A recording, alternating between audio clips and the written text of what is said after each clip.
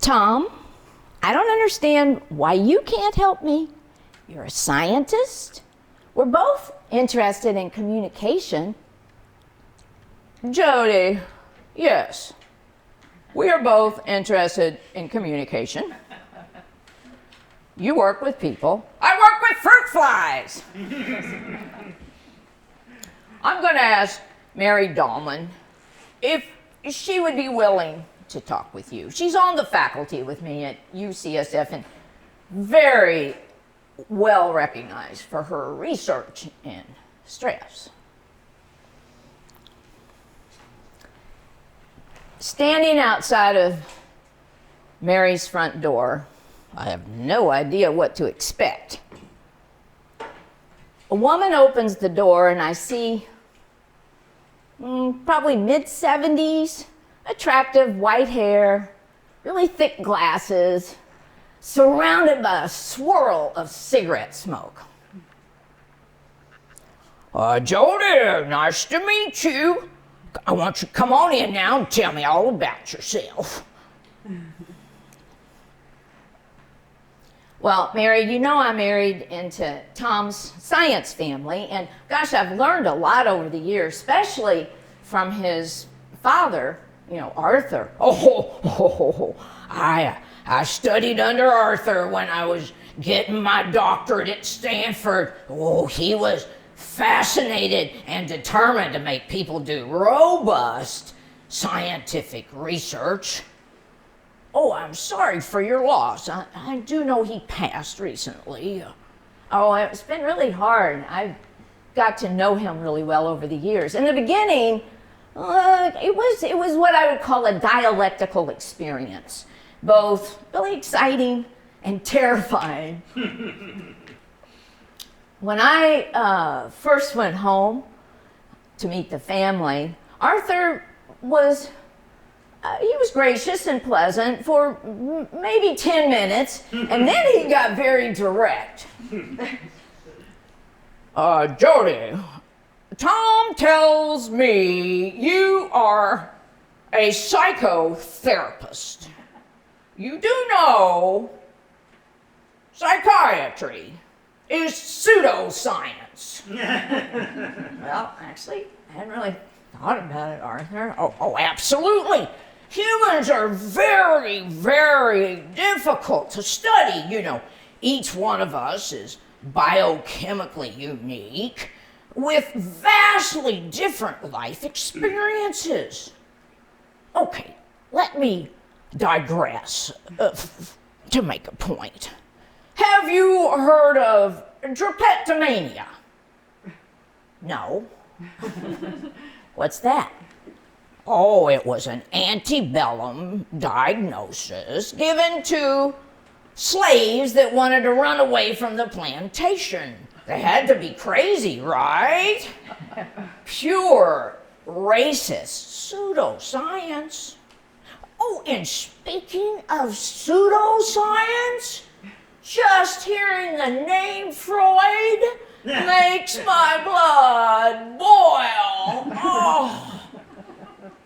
He actually left serious laboratory research to pursue his psychodynamic, phantasmagoric, sexualized theories, highly influenced by his cocaine addiction. I do know one thing, Jody.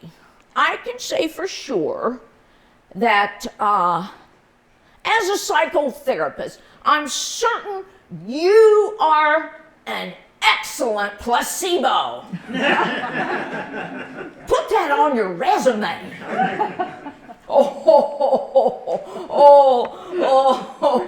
It sounds just like Arthur. He had a wicked sense of humor. Well, Jody, what is your specialty as a psychotherapist? Well, I specialize in addictions and, helping people who've had bad things that have happened to them. A lot of times they get really reactive and triggered, and their feelings are bigger than what's happening, and makes it hard to be in relationships. And They have a really hard time. But that's not why I'm here, Mary. I have become fascinated. I have people that in my practice, they come in, everybody has an anxiety disorder. And when I try to say, oh, I can see, you're really nervous. Oh, yeah, you look like you have a lot of fear. Oh, yes, I'm very anxious and I have an anxiety disorder. Mary, I'm so confused. What's the difference between anxiety, fear, and nervous? Oh, well, starting right off, you're asking a great question. But first, I just want to acknowledge that I'm so happy to hear you say nervous. We don't have an anxiety system. We have a nervous system. Jody, what do you know about stress? Well, I know I'm having a lot of it right now. Oh, well, how do you know that? Well, it happens every time, Mary, when I get really stressed. My stomach hurts. Oh, good on you that you know that. You see, digestion shuts down when you get stressed, and you're having a big gas buildup. Now listen, here's what I want you to do. I want you to go out on my deck and have yourself a couple of farts. And then when you finish that, have a few big exhales. That'll get that digestion going again. Mary, you want me to go out on your deck and fart? Well, absolutely. I don't want you here suffering.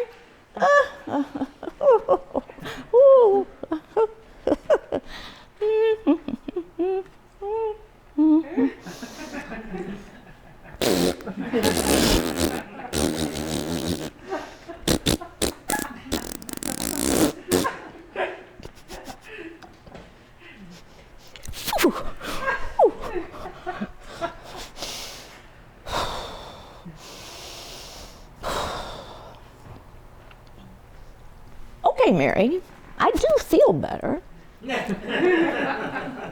Well, of course you feel better. Gas is painful. Well, Mary, what is stress? Well, another excellent question. People go around talking about stress all the time. They have no flippin' idea what stress is. As a matter of fact, in your line of work, you know, they have this, what do y'all call it? Post-traumatic disorder. It ought to be PT stress D, because the only thing that really matters is stress. Okay, stress is a non-conscious brain-body neuroendocrine response to sensory perceptions. It's really, really fast. Comes on like gangbusters. You know, you're driving down the freeway and a car swerves inside of you, on your side of your lane, and you don't have time to have a little chat with yourself. Oh my God, what am I going to do? By the time you even get a word out, the brain, body, and the stress response has saved your ass. As a matter of fact, you want to know one of my pet peeves, Jody? Sure, love to. All right, here it is. Listen up. Why do we say mental health and physical health? It should be mental, physical health, or physical, mental health. You know, the brain body is just one big communication freeway. Now listen, I'm gonna send you a study. I'll send it on email, and next time we meet, we're gonna talk about it, because I want to get your ideas. After 2 hours with Mary, I'm exhausted, but I am excited. I'm gonna go home and get that paper, see what she wants me to learn. Yeah, acronyms and science lingo. I can't even get through the first page. Shit. Well, Jody, how was that paper I sent you? Oh, Mary, I couldn't read that. I don't have the background. I don't know, maybe I'm stupid. Oh, stop that! You're not stupid, you idiot! I can't do this, Mary. I'm too upset today. I'm gonna go home. Well, fuck off. What is there to cry about here? Okay, I hope I see you next week. That night I got an email from Mary. Oh, I'm sorry if I'm so gruff and grumbly. I like talking to you. Hope you come back. Mary, thanks for that email. I gotta tell you, you're so smart. Oh, for God's sakes. There is no way I can do the work like you do with people. I am far more patient with rats than I am with humans. Mary, you started in science, decades ago. What was it like being a woman? I'll tell you what it was like. It was a pain in my ass. I finished my doctorate at Stanford. I got asked to come to a prestigious university back east for an interview for a postdoc. And I got there, I was so excited, and went up to where the chairman's office was for the interview. And I walked in, and is that a wedding ring on your finger, lady? Yes, I'm married. Well, then, this interview's over. Why would I take bread out of a man's mouth? You fucking misogynistic asshole! Oh, I was so mad. Oh. I did go on to become the first female track professor in the Department of Physiology at UCSF. It was really hard. Luckily, my husband helped with the kids. So, Mary, I remember we talked once that you're interested in combat stress reaction. Well, hell yeah, I am. War is stressful. And you know what? The military knows how stressful it is. And every day in this country, at least 20 troops are killing themselves from suicide. I'm developing an online stress regulation course for the military. Oh, I didn't tell you. Guess where I'm going next week? I have no idea, Mary. Oh, I've been invited to be a participant observer at Camp Pendleton with the Marines. Well, how are you going to do that, Mary? You don't see very well, and you sure as hell can't walk. Oh, fuck, oh, you sound just like my daughters and son. Stop it. Oh, well, Mary, how was basic training? Why do you have a cast on your leg? Well, I was doing great. I got there, and I was walking around, and I tripped on some rocks. And I got up and was wobbling and trying to fake it. And out of nowhere comes this medic. Lady, are you okay? Well, of course I'm okay. And the next thing I know, I feel a wheelchair shoved into my ass and I have to plop down in the seat. Move me around Camp Pendleton like I was some kind of little baby. I don't want to talk about this anymore. Okay, Mary, here's something you might be okay talking about. Tell me about your favorite research over the years. I mean, you're an emeritus now, looking back. Oh, okay, I'll talk about that. I like that because I get to talk about rats. Okay, I fell in love early on with the stress response, and I loved working in the laboratory with rats, because they make great partners, So one big project we did in the lab is we would stress the rats and try to figure out how they regulated their stress response. And you know what we learned? It was fat and sugar. Well, guess what we have going on in this country today? A big obesity epidemic, because humans also are very much like rats. We're very similar. And they use fat and sugar to regulate their stress. You know, I feel so passionate about rats. If I'm walking along the highway, the road, the sidewalk, and I see a dead rat, I stop and give honor. Thank you for your service. Well, oh, hey, I forgot to thank you for my birthday present. I've never had anybody give me a word for my birthday. Oh, I was reading something, and I came across the word indefatigable. And I said, well, by golly, right there is Jody. She's determined and persistent. She's actually even an autodidact. I mean, she'll study anything to try to learn. She is indefatigable, and I am proud of you, Jody. Aw, Mary, thank you. Well, if I'm going to teach people about how to regulate stress response, what do you recommend? Well, if you have safety, you have clothing, you have food, water, and shelter. If you don't have that, you're fucked. Okay, if you have those things, then you do 6 habits every day. It's not that hard. You have got to have social support, you know. You've got to have sleep. You have to have some nutrition that is good for your body. You have to have moderate exercise.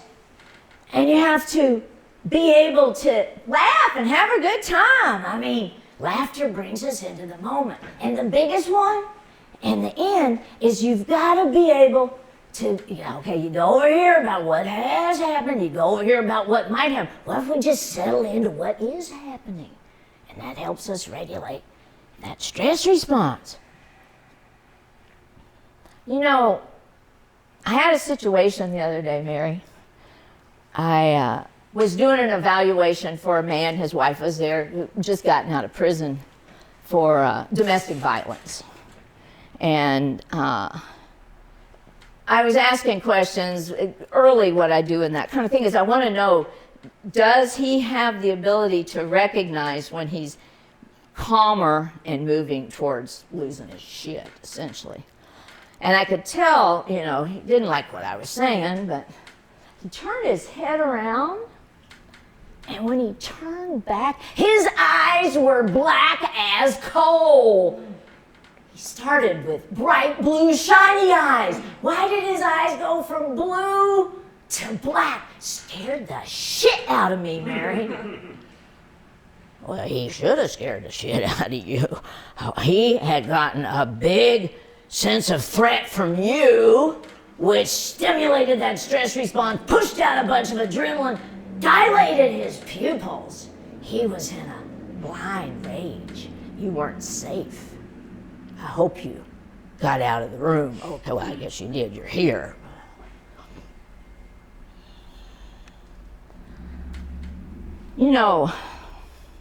Mary, I don't talk with you about this very much, but my father died from cigarette smoke, and you've smoked so much. Could you stop? Oh, fuck, oh, not you two. I started smoking when I was 13. I'm 86. Really? The last year of Mary's life, I spent with her as she deteriorated from a lung disease till she died. This song's for you, Mary.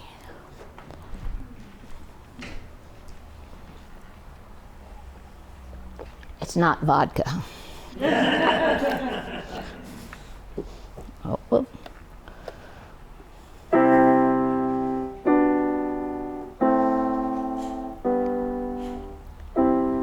Stress affects every molecule, every system, every cell.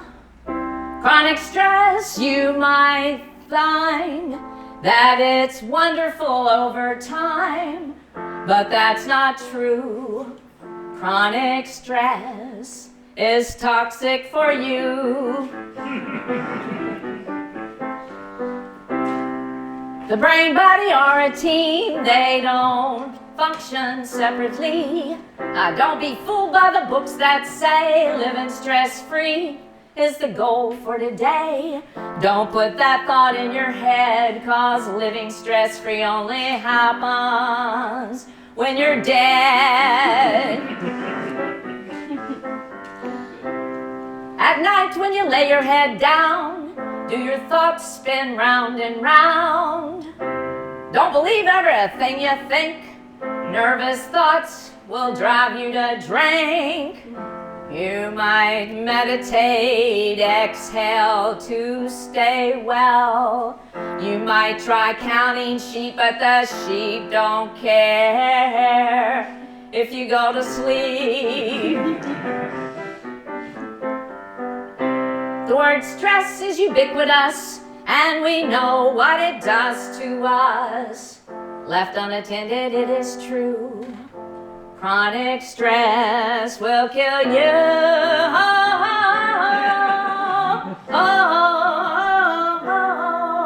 It'll kill you. Thank you.